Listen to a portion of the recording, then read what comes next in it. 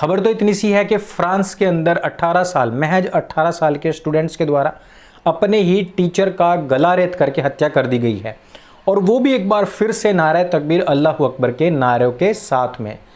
लेकिन बात इससे भी बड़ी है, भारतवर्ष के ऊपर इसका क्या इम्पैक्ट है, किस प्रकार से भारतवर्ष इसी प्रकार के जिहादी मानसिकता के नए जवान और कम उम्र के मुस्लिम युवाओं के बारूद के ढेर पर बैठा हुआ है, किस प्रकार से आपकी अपनी प्यारी सरकारें इन लोगों के तुष्टीकरण और बहुसंख्यक हिंदुओं के उत्पीड़न के लिए काम कर रही हैं। लगातार आपकी सरकारें आपसे झूठ बोल रही हैं। इन सब के ऊपर मैं बात करूंगा, इस वीडियो में अंत तक अवश्य बने रहिए।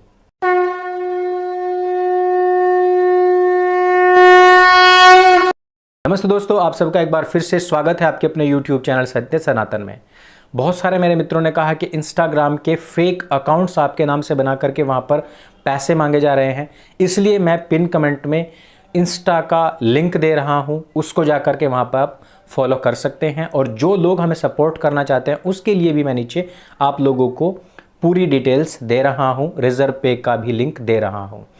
आज की जो खबर है वो बेहद ज़्यादा दिल दहला देने वाली है, यानी कि फ्रीडम ऑफ स्पीच के नाम पर जहां भारतवर्ष के अंदर भारत माता को डायन कह दिया जाता है, भारत में बहुसंख्यक हिंदुओं की आस्थाओं को आहत किया जाता है, भगवान श्री राम को लगातार 70-72 साल तक अपनी अगुवाई के लिए राम मंदिर में केस लड़ना पड़ता है, और उसके बावजूद भी धमकियां, गालियां और फब्तियां, इस तरीके की जो चीज़ें हैं वो हिंदुओं को झेलनी पड़ती हैं। बम से उड़ा देंगे, इस तरीके की धमकियां झेलनी पड़ती हैं। लेकिन उसी फ्रीडम ऑफ स्पीच का जिस समय पर एक टीचर फ्रांस की एक कक्षा में अध्यापन कर रहे थे, उस समय पर उनको धमकियां मिलनी शुरू हो जाती हैं। अर्थात इस्लामिक जगत एक ऐसा बंद निकाय है, जिस प्रकार से पहले ही डॉक्टर भीमराव बाबा साहब अंबेडकर ने कहा भी था कि यह एक बंद निकाय की तरह है, इसमें ना बाहर की जो विचारधारा है उसको एक्सेप्ट किया जाता है और अपनी जो विचारधारा है उल्टे सब पर थोपी जाती है।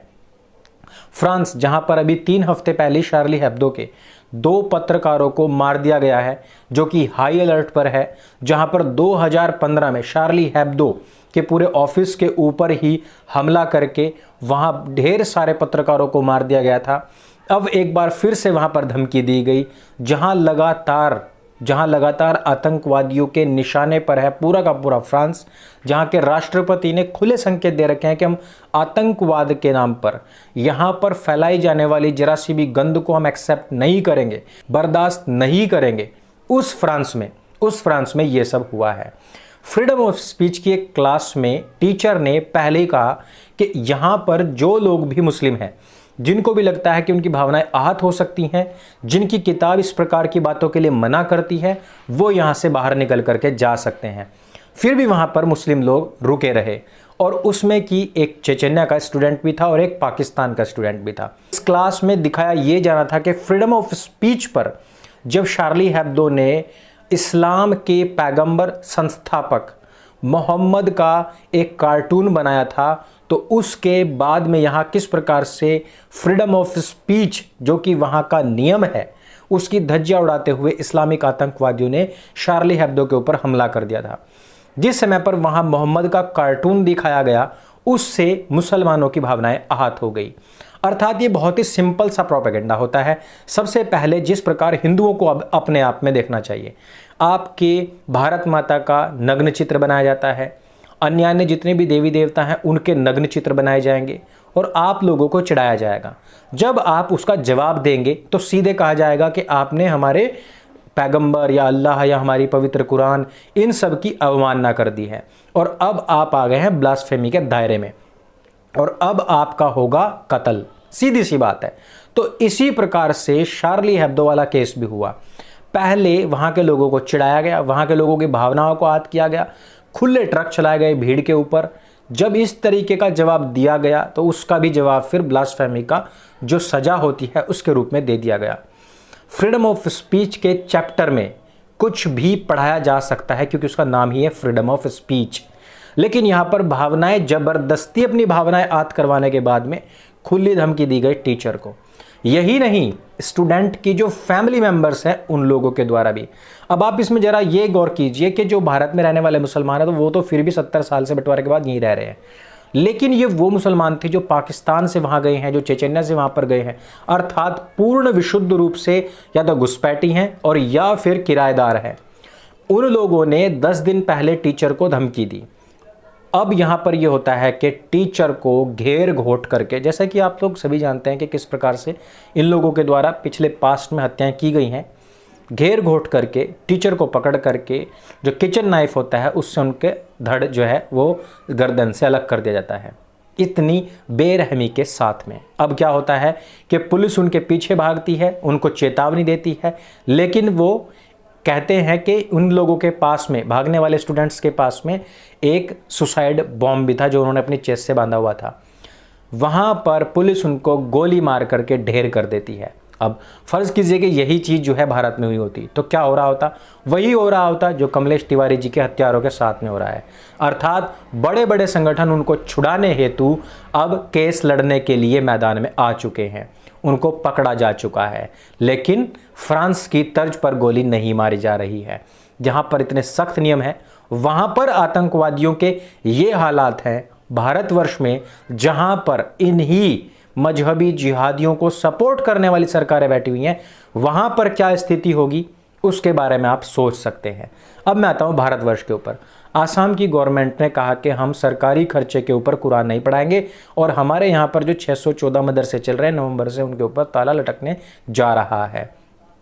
क्या किसी अन्य भारतीय जनता पार्टी द्वारा शासित किसी अन्य राज्य ने ऐसा किया? नहीं किया। उत्तराखंड में तो आरएसएस भारतीय जनता पार्टी मिलकर के मदरसे खोल रही है। पिछले दिनों जब मैं डिबेट में गया था तो आप लोगों ने भी देखा था कि तत्कालीन सरकार के मॉडरेट मुस्लिम नेता लोग कहते हैं कि मदरसों से आतंकवादी भले निकले हों लेकिन सबसे नहीं निकले हैं। और वहां पर क्या कहा जाता है कि केवल और केवल 3.7% बच्चे ही मदरसे में जाते हैं, लेकिन यह नहीं बताया कि मदरसे की नॉलेज 100% बच्चे लेते हैं। यही है झोल जो आप लोगों के साथ में झूठ बोला जाता है। मदरसे के अंदर आपको मैं बताऊं कि जिस समय पर यहां अल्पसंख्यक मामलों के नेता, आपकी प्रिय पार्टी के नेताजी संसद में खड़े होकर के कहते हैं कि भारतवर्ष में केवल 19,000 के आसपास मदरसे हैं, उस समय पर केवल और केवल छोटे से राज्य उत्तराखंड में 2 लाख से ज्यादा मदरसे थे। आप अकेले के अकेले 16,000 से ज्यादा मदरसे उत्तर प्रदेश में अंदर रजिस्टर्ड हैं। जो गैर रजिस्टर्ड हैं उनकी तो तादाद ही नहीं पता है। अब अगर अकेले 16,000 से ज्यादा उत्तर प्रदेश में है तो क्या संपूर्ण भारतवर्ष में केवल 3,000 मदरसे होंगे? आप लोगों के साथ झूठ बोला जाता है आप ही की सरकार के द्वारा। इसी के साथ ही साथ जो कहीं से भी मान्यता प्राप्त मदरसे नहीं है, जो प्राइवेट मदरसे हैं, उनकी संख्या का कोई गिनती नहीं है। मैंने क्यों कहा कि मदरसे के अंदर 3.7% अगर बच्चे जाते हैं फिर भी मजहबी शिक्षा 100% बच्चे लेते हैं। तो आप देखिए कि क्या फ्रांस के अंदर पाकिस्तानी स्टूडेंट और जो चेचन्या से आया हुआ स्टूडेंट है उसके लिए वहां मदरसे खुले हुए हैं क्या? नहीं। उनके घर पर आकर के उनके जो कारी हैं, जो उनके मौलवी हैं, हाजी हैं, जो नियुक्त किए जाते हैं, वे घर पर आकर के पढ़ाते हैं। आपके भारतवर्ष में भी यही होता है कि जो बड़े ओहदे पर बैठे हुए मुसलमान हैं वो अपने बच्चों को मदरसे में अपने बच्चे और बच्चियों का बकरी बनाने के लिए नहीं भेजते हैं, बल्कि व्यवस्था करते हैं कि अपने घर पर ही उनका कोई मौलवी आकर के पढ़ाए, ताकि उनके अंदर वो जो मजहबी शिक्षा है वो उनके अंदर कूट कूट करके भरी जाए। इसके बारे में आपकी सरकार नहीं बताती है। दूसरी बात पर आता हूं, राजस्थान ने तुरंत आसाम के फैसले के बाद में हर एक मदरसे के ऊपर 15 से 20 लाख रुपए खर्च करने का अभी से ही कह दिया है कि भाई हम देंगे। महाराष्ट्र सरकार अब से बहुत पहले कह चुकी है कि हम मदरसों को, वहां के जो पढ़ाने वाले लोग हैं उनको सबको हर सुविधा मुहैया कराएंगे, यहां तक कि छात्रवृत्ति भी दी जाएगी। पूरे भारतवर्ष के अंदर मदरसों के नाम पर इतना पैसा लुटाया जा रहा है। आपकी गाढ़ी कमाई, आपके द्वारा दिए जाने वाले टैक्स, जो कुछ भी चल रहा होगा आप लोगों के ऊपर, जीएसटी, मंदिरों के अंदर दिए जाने वाला पैसा, दान, ये सारा कुछ का जो पैसा है आप लोगों से निचोड़ करके ये सारा का सारा पैसा दिया जाता है मदरसों में, मस्जिदों में। इनके जो मतांध, जो कल्ट गुरु हैं जो पढ़ाते हैं उस किताब को जिसमें कि आप काफिरों को घेर करके घोट करके मारने हेतु स्पष्ट आदेश दिए गए हैं, वो किताबें पढ़ाई जाती हैं।